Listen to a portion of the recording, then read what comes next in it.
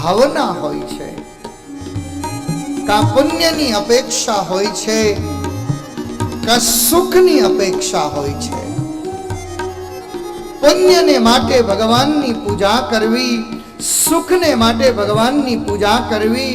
આજ ભાગવતજી એ સમજાવી રહ્યા છે કે હે ભગવાન, મારે તો તારી પૂજા એટલે કરવી છે કે મને સદાને માટે તારી સેવા મળે, સદાને માટે મને તારી ભક્તિ મળે.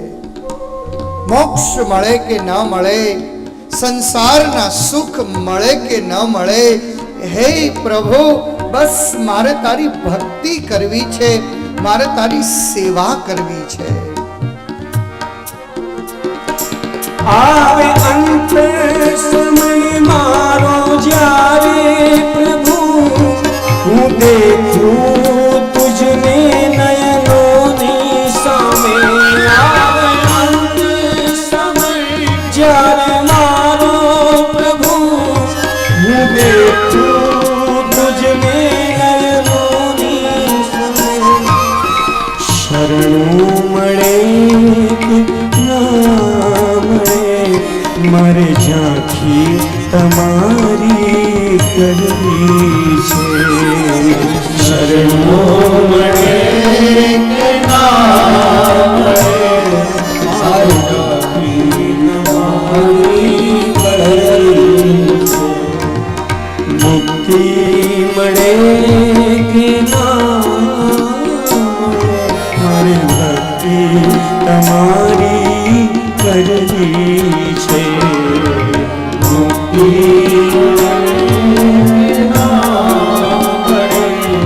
મારે ભક્તિ તમારી કરવી છે.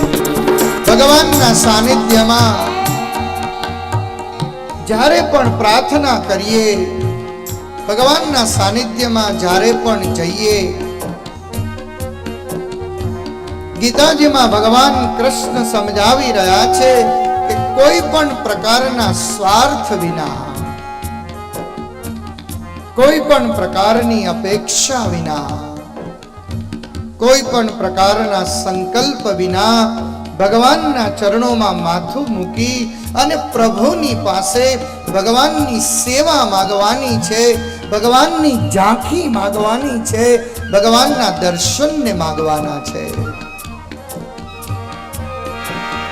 મેવા મળે કે ના મળે, મારે સેવા તમારી કરવી છે.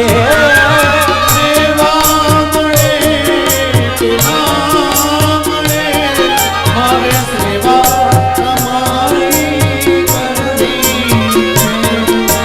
મેવા મળે કે ના મળે, મારે સેવા તમારી કરવી છે. મેવા મળે કે ના મળે, મારે સેવા તમારી કરવી છે.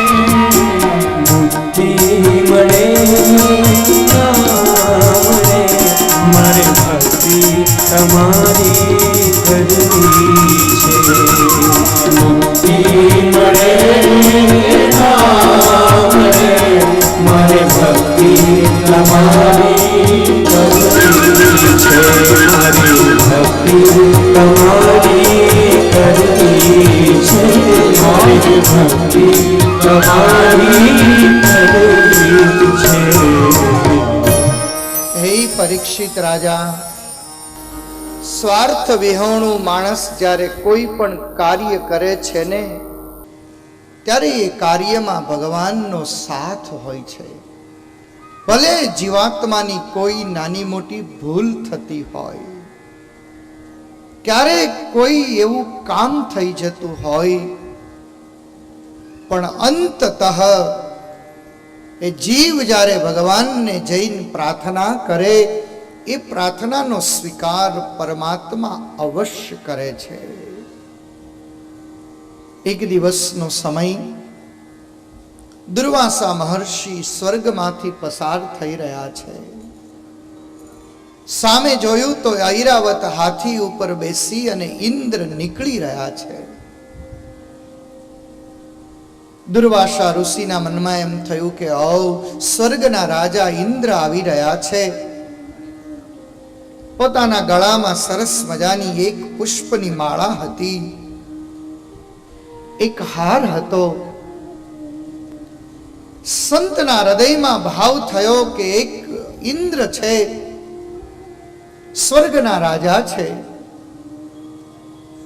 આવો ને આજ આપણી સામે પસાર થઈ રહ્યા છે, એને હું હાર પહેરાવી અને એનું સન્માન કરું. પોતાના ગળામાંથી હાર કાઢી ઇન્દ્રને ગળામાં હાર પહેરાવ્યો છે. એક સંતનો જ્યારે પ્રસાદ મળે,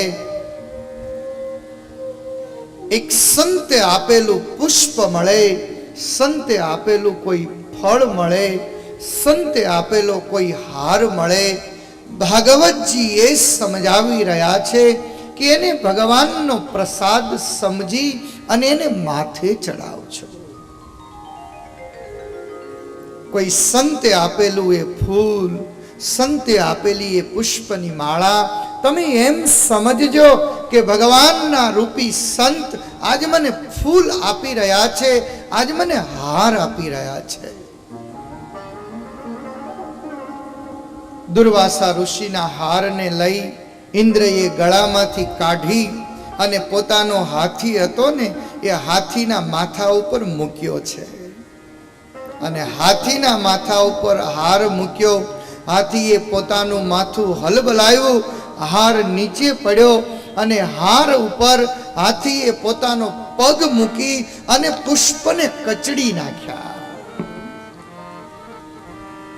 એવું કહેવાય છે કે પુષ્પ છે ને એમાં લક્ષ્મીજીનો નિવાસ હોય છે. પુષ્પને ક્યારેય પગના નીચે કચડવું ના જોઈએ. આજ હાથીએ પુષ્પને જ્યારે કચડી નાખ્યું એટલે દુર્વાસાને એમ થયું કે આવો ભગવાનનો પ્રસાદીનો પૂજાનો જે હાર હતો મેં ઇન્દ્રને આપ્યો.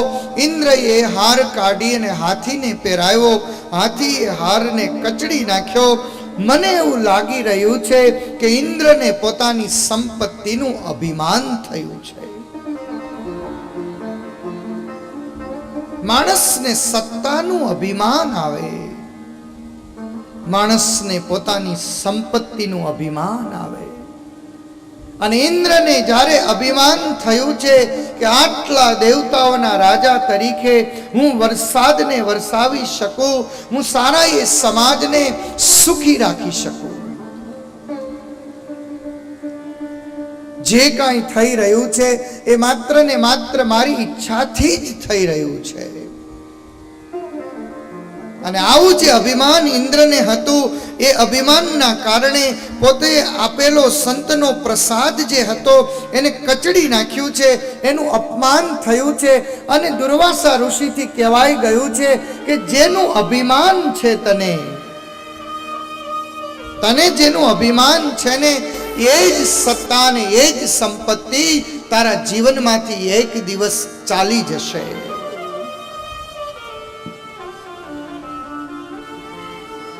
એક અભિમાન માણસના જીવનમાં રહેલા સુખ અને સંપત્તિથી માણસને દૂર કરી મૂકે છે. આવું અભિમાન આજ મને ને તમને અભિમાન આવે. એક નાનકડું મકાન બનાવ્યું હોય ને એટલે આપણે આખા ગામને બતાવીને કહીએ જુઓ કેવો બંગલો બનાવ્યો હોય. પણ ક્યારેક આપણો જે બંગલો હોય ને એક આખા વર્લ્ડનો નકશો લેજો અને આખા વિશ્વના નકશામાં તમે ઇન્ડિયા ભારતને ગોતજો અને ભારતને ગોત્યા પછી એમાં ગુજરાતને ગોતજો અને ગુજરાતને ગોત્યા પછી એમાં જુનાગઢ જિલ્લાને શોધજો. આખા વિશ્વના નકશામાં ક્યાંય જુનાગઢ દેખાશે નહીં. અને પછી વધારે થતું હોય ને તો એ વર્લ્ડના નકશામાં કેશોદ તાલુકો ગોતજો અને કેશોદ તાલુકામાં આપણું ગામ કેશોદ એને તમે શોધજો અને પછી એમાં હાઉસિંગ બોર્ડમાં 47 નંબરનું આપણું મકાન શોધજો. મળે? શેનું અભિમાન? क्या गुमान करना बंदे, क्या गुमान करना बंदे, मिट्टी से मिल जाना, क्या गुमान करना बंदे.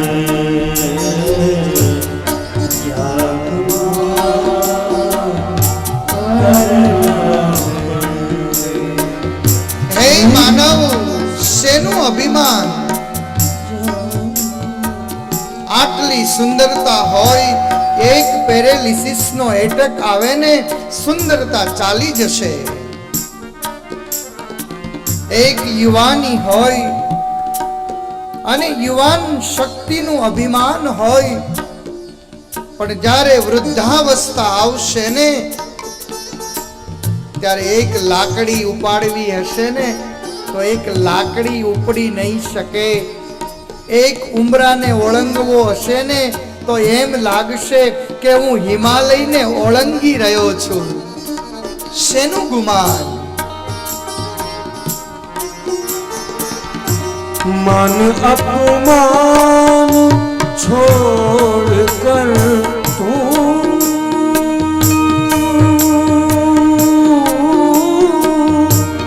मन अपमान छोड़ कर तुम संत चरण में आना,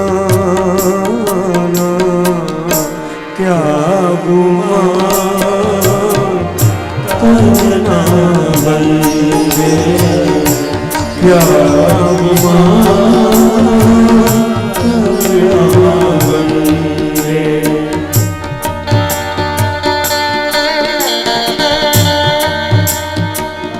ક્યારેક કોઈક આપણને માન આપે, ક્યારેક આપણને કોઈ હાર પહેરાવે, ક્યારેક કોઈ આપણું સન્માન કરે, ક્યારેક કોઈ આપણી પ્રશંસા કરે. હંમેશા માણસે પોતાની શક્તિ, પોતાનું કર્તવ્ય, પોતાનું જે ધર્મ છે એને પોતાના નજરની સામે કાયમને માટે રાખવો કે હું કોણ છું અને આજ મારામાં જે શક્તિ છે, આજ મારું જે સન્માન થઈ રહ્યું છે, આજ મારી જે પૂજા થઈ રહી છે, આજ મારી જે વાહ વાહ થઈ રહી છે એ મારી નથી, મારી અંદર રહેલા ભગવાનની શક્તિની પૂજા છે. આ જે સન્માન થઈ રહ્યું છે એ સન્માન મારું નથી, આ સન્માન મારા ભગવાનનું છે, મારા ભગવાને આપેલી શક્તિનું છે. હે મનુષ્ય, એક દિવસ માટીમાં મળી જવાનું છે, એક દિવસ આ શરીર છોડી અને ચાલ્યું જવાનું છે. मिट्टी खोद कर महल बनाया,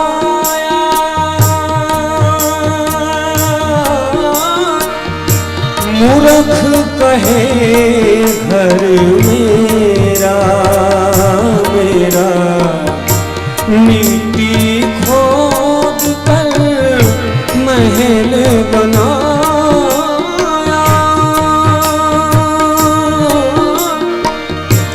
मूर्ख कहे घर मेरा. आ गया भंवरा और ले गया जीव को, आ गया भंवरा और ले गया जीव को, ना घर तेरा न मेरा बंदे, ત્યાગમાં કરના વંદે ત્યાગમાં